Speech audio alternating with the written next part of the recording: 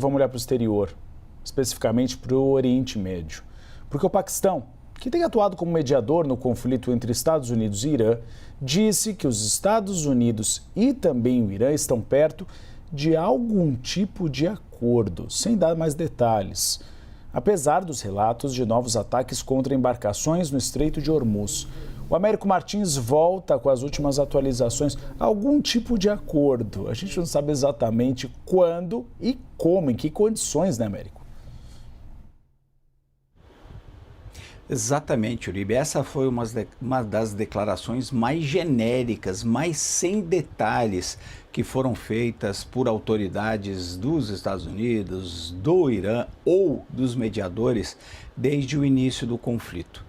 Quem deu essas declarações foi o ministro da Defesa do Paquistão, Khawaja Asif, que é uma das figuras engajadas aí em tentar levar Estados Unidos e Irã de volta à mesa de negociações. O Paquistão teve um peso muito importante ao lado do Catar na negociação do primeiro cessar-fogo, aquele cessar-fogo que de fato interrompeu temporariamente a guerra, mas que era tão genérico, tão sem especificidades, que os dois lados achavam que podiam basicamente aplicar aquele acordo da forma como bem entendessem. Obviamente aquilo não deu certo, o Irã atacou navios no Estreito de Hormuz e a gente voltou a ter um breve período de guerras e ataques pesados entre Irã e Estados Unidos. O Paquistão, de fato, continua conversando com os dois lados, continua tentando fazer essa mediação.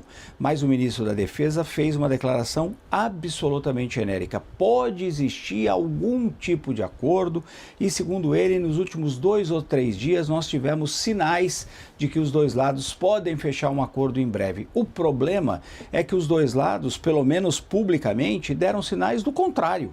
Os Estados Unidos fizeram mais ameaças contra o Irã, depois o Irã fez uma longa lista de exigências para os Estados Unidos atenderem para eles poderem liberar o Estreito de Hormuz. O Irã continua negociando com o Omã, mas nega que está falando com os Estados Unidos. Ontem o presidente norte-americano Donald Trump disse que ele vai pedir indenização para o Irã por todas as mortes causadas no Ocidente e no Oriente Médio, por ações ligadas ao governo do Irã. Então a gente tem uma retórica que continua sendo muito acentuada, o Estreito de Hormuz que continua fechado, a negação por parte do Irã de que pode estar conversando com os Estados Unidos e, de repente, uma declaração de um dos mediadores muito genérica, muito ampla, sem maiores detalhes. Mas muita gente tem interesse, obviamente, na reabertura do Estreito de Hormuz. É importante que aquilo acontecesse. Por isso, a gente chegou até reação na região lá do Oriente Médio, até alguns mercados meio que comemorando essas falas do ministro da Defesa do Paquistão. Além dessa retórica mais exacerbada, dessa falta de sinais públicos de negociação, a gente ainda teve hoje, Tainá e Uribe, 2 ataques que podem complicar ainda mais qualquer tipo de saída diplomática para esse conflito e pode inclusive levar à ampliação da guerra. A gente teve 2 ataques marítimos nas proximidades ali na região do Oriente Médio. Um foi um navio que tentava passar pelo estreito do Mar Vermelho, do outro lado da Península Arábica, e que foi bloqueado pelos Houthis, aquele grupo muito ligado ao Irã, que fez ameaças contra a Arábia Saudita. Há suspeita, inclusive, de que esse navio atacado tenha ligações com a Arábia Saudita.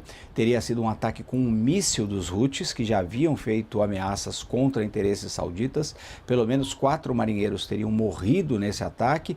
E nós também tivemos um incidente com embarcações militares, provavelmente dos Estados Unidos, com um barco que passava pelo Estreito de Hormuz e já adentrava o Golfo de Omã.